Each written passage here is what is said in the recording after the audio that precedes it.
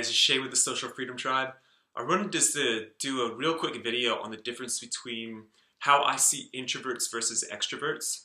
I don't really necessarily follow the principle of it's in our genetics to be an introvert or an extrovert. I know I definitely started as an introvert and definitely the opposite of an extrovert. However, when I found that I learned these different organizing principles that I could organize my mind with when I was around people, I found that I actually became an ambivert. I could be an introvert and gain energy that way, and I could be an extrovert and gain energy that way. However, there's certain circumstances socially that I lose energy and certain circumstances where I gain energy socially. And I just wanted to do a quick video on that. Like, if you call yourself an introvert or an extrovert, how I see that, and then maybe you can connect the dots with this, if it is true, is that if you're an introvert and you're not an extrovert, there's a way that it's like your brain feels organized when you're doing different things while by yourself, and while around people, the mind kind of feels like it's in chaos. And I mostly see this with people that have kind of grew up learning you have to be this way socially. Like, when you're around people, you have to be polite, you have to be friendly, you have to be nice. And these people kind of just like, hi, weather's great, awesome. And they're kind of it's not really their true selves. And those kind of people really get this chaotic mind because they don't get a flow state. They don't get some kind of way of organizing their thoughts, having clear goals towards something, a sense of exploration socially. Maybe I'm with somebody one-on-one or in a group, and I'm asking these questions where I can explore their mind, and it's actually I'm gaining creativity and energy and flow with it, because I'm like, oh yeah, and then I can come up with this question out of thin air that directs the person into this new domain or area that they never actually thought of. And I could see them thinking about it and then giving a true answer, and I feel excitement. I'm like, oh, and then I'm waiting for their answer to come up with the next question, to take them to even a different place. And I feel this excitement with it, and this flow and this creativity with it. And I feel so energetic with that. And I don't feel that whole oh, weather's great, I have to be this certain way. And meanwhile, my mind has nothing to attach to. It doesn't have clear goals. It doesn't have a clear feedback system. It doesn't have this clear challenge that fits exactly my ability, not too boring, not too overwhelming. For some people, it's overwhelming socializing, and it's just too much input and stuff like that, and it just doesn't meet that exact right challenge level. And for some people, it's just oh, you act like this, and it's just boring, and the mind has free energy, free psychic energy, as Mihaly Csikszentmihalyi calls it, where the mind just doesn't have to focus on the task. It has all this free energy to just have chaotic thoughts. And this could happen actually both ways with extroversion as well, where somebody who is extroverted, their mind feels organized and not chaotic when they're around people. They have clear goals and feedback systems of and they're exploring with curiosity and having fun. But when they're by themselves, there's just nothing for their minds to attach to. They don't know how to be by themselves and be in flow. So they end up having a chaotic mind. You can actually really see this with dogs, funny enough, especially extroverted dogs, where the dog feels more an organized mind around its owner, because its loyalty is the attachment to the owner, and understanding clear goals or clear orders from the owner. Okay, in this space I'm supposed to be like this because that's how the owner tells me to do it. And the dog kind of feels organized in that. But when the owner leaves, that's when the dog starts freaking out. And because the dog just doesn't have this organizing principle when it's alone, it feeds off of the owner to know what to do, and to know fun play of catching or fetching, and different things where the dog kind of knows what to do around the owner, but its mind is in chaos when it's by himself. You can see this with people, and there are some people that might just feel the chaos always. I don't know if I've ever met anybody like that. I think everybody just finds a way to have some kind of organizing principle in their mind to get into some sort of flow. Um, and I usually see it either one way or the other, like introversion, where somebody has an organized mind when they're by themselves, and then when they're out, they just kind of don't know what to do, or they do know what to do and they're stuck, they're stifled into that, and like there's no room for creativity, so they're like the mind just wanders. And like I see extroverts that are more like out there when it comes to socializing, but when they're by themselves, they're just like I'm waiting to be around people again. And so I see this a lot, and I think I know ambiverts that are kind of like they get it with both. I think I get it with both. I have ways of getting into flow when socializing. Where I don't just follow like the normal ways. I might follow the normal ways sometimes of just like, hey, weather's great, and I might actually like start delving into some different creative questions and different stuff, and maybe I'm bouncing back and forth and yes-anding somebody.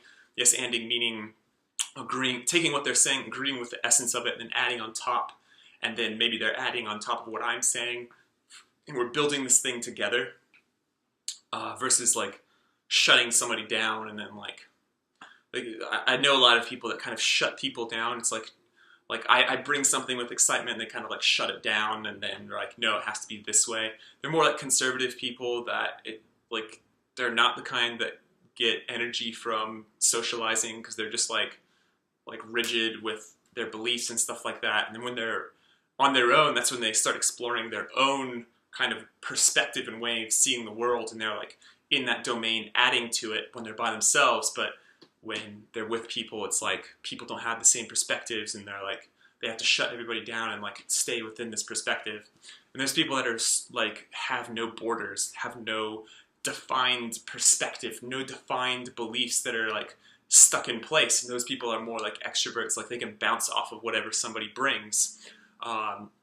But maybe they're actually like constantly bouncing off of what somebody else brings, and when they're by themselves, they don't actually have any like kind of root system that is their own. It's kind of like always bouncing off of whatever somebody else is bringing, and like letting somebody else be the roots while they're kind of like the flower, if you want to use that analogy.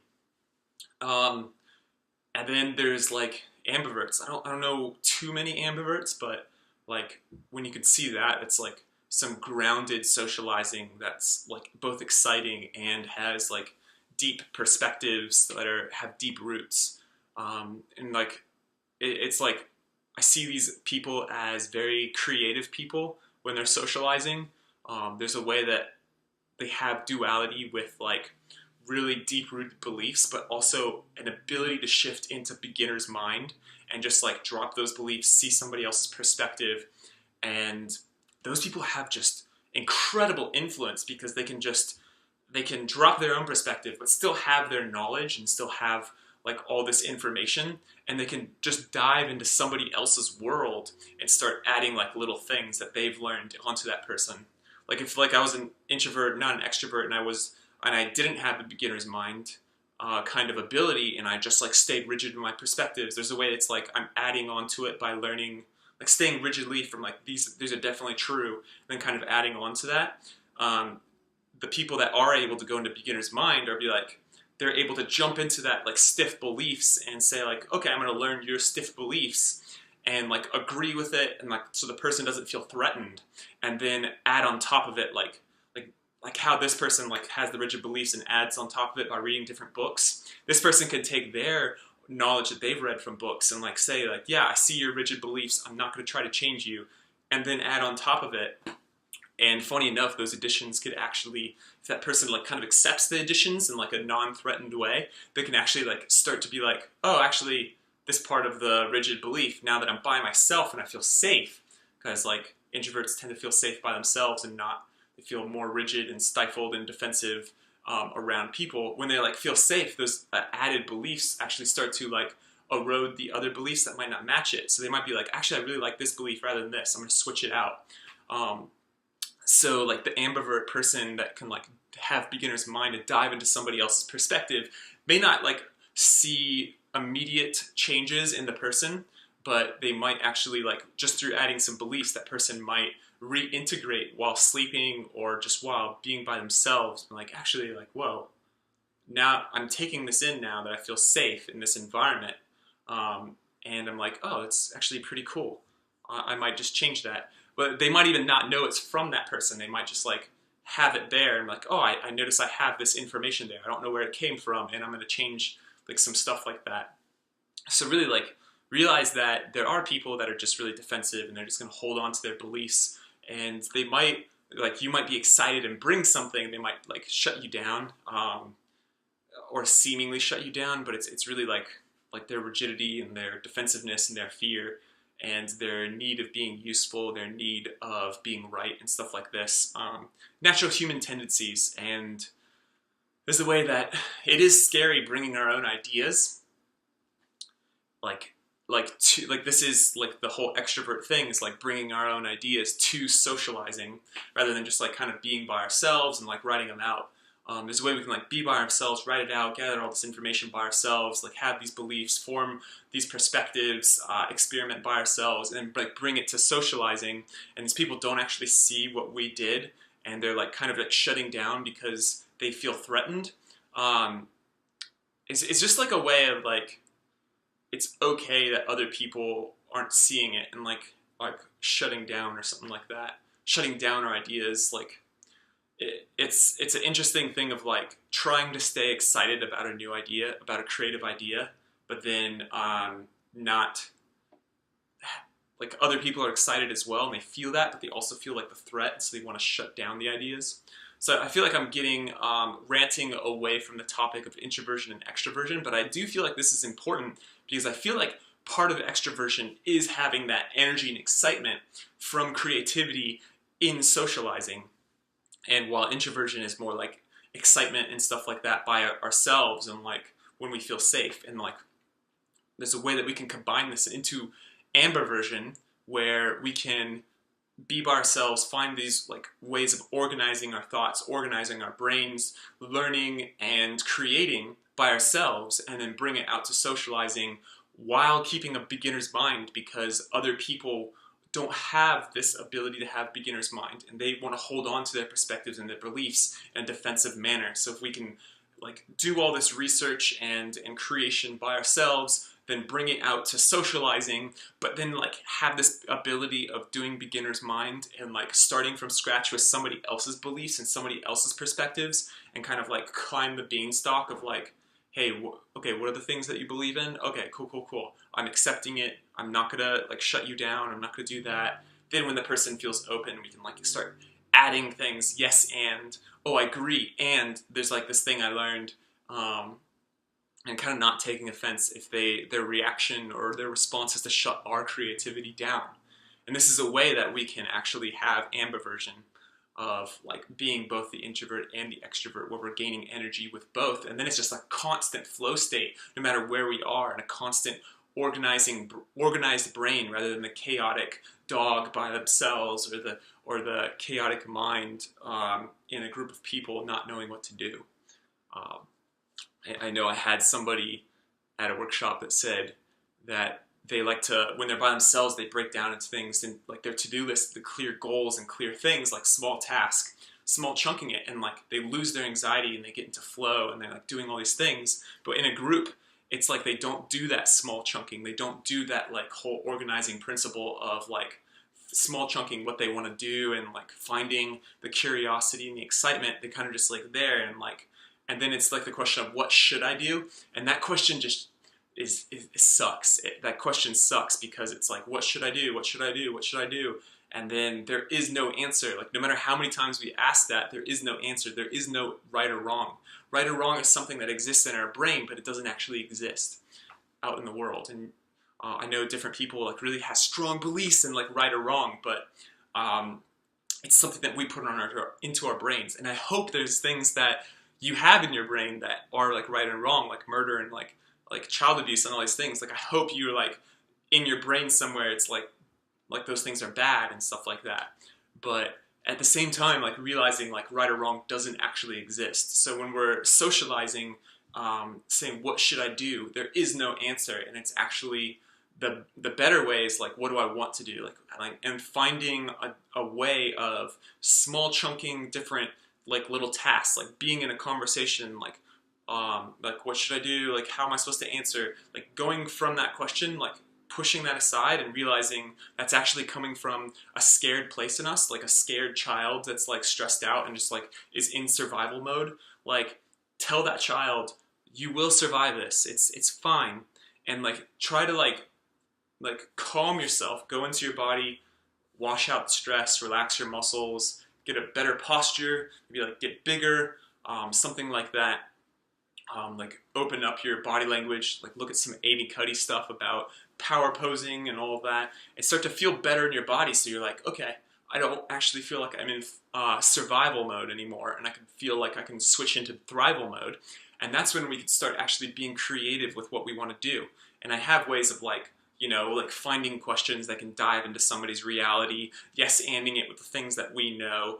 There's like it's a fun, creative way and get into flow, but there's so many different things that you can do. You can, if there's music going on, you can dance to it, you can talk about the music, you can just bring your knowledge about something, like maybe the history of the song, and then maybe that story like aligns with somebody else's story. Like there's so many different things you could do, but it's just like really finding what you're skilled at and then like integrating that with socializing. Like I had a client once that did all this improv comedy and entrepreneurialism, and when he went out to bars and clubs with us, it was like that was like shut away because he never connected that it's like, oh, I could just do improv. It's like it was like survival mode. Oh, I feel stressed and like stiff, and I'm like, how am I supposed to be dressed?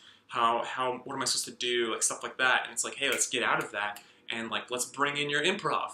Like that's cool stuff. And he's like, yeah, improv. And as soon as he gets like he starts de-stressing, like because we did a practice called circling, which is like a conversational meditation. You can look up circling online, and like you look up a YouTube video of what is circling. It's really amazing practice, and there's online circling if you're ever interested. But like we did some circling, stuff like that, and like we got into a calm state, and then it's like, oh, I'm out of survival mode, I'm into thrival mode. Oh, I never even thought that I could actually bring what I know from improvisational comedy into socializing, and that's where like the organizing of the brain happened, and there was more creativity and less like chaotic, like, what am I supposed to do? So that's how I see the difference between introversion and extroversion. It's just like, when is the mind in chaos versus when is the mind organized, knows what to do, goes into creativity and flow. So I hope this helps, and I hope everybody taps into their ambiversion where they actually get both and they just constantly feed off each other and always in flow and creativity and always just in our infinite selves. I love you all, and I hope this helps. Peace.